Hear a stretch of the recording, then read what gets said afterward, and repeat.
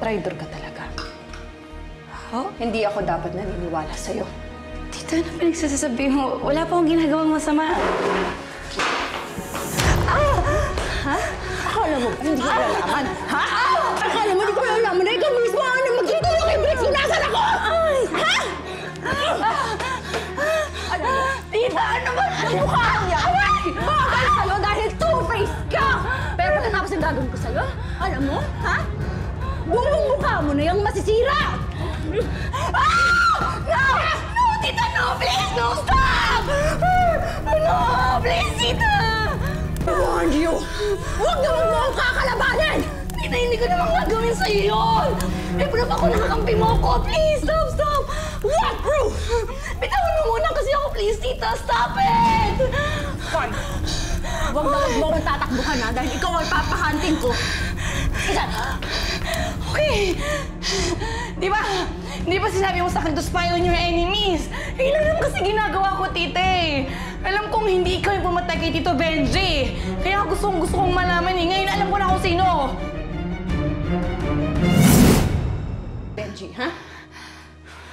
Si Tito Emil. Siya ang pumatay kay Tito Benji. And I can prove that to you. Si Emil? How?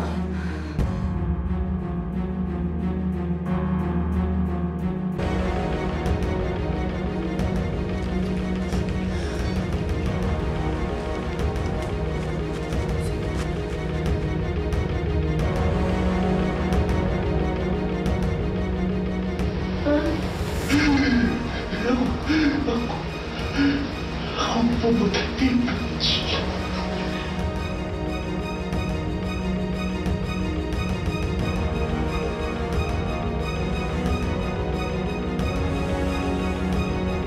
I'm sorry I doubted you. Dapat pala magpasalamat pa ako sa'yo for a very good job. Ikaw naman kasi, tite. Nag-jump into conclusion ka agad eh. I will never betray you, no? Well, now I know that. So, ano? Ano na next plano mo?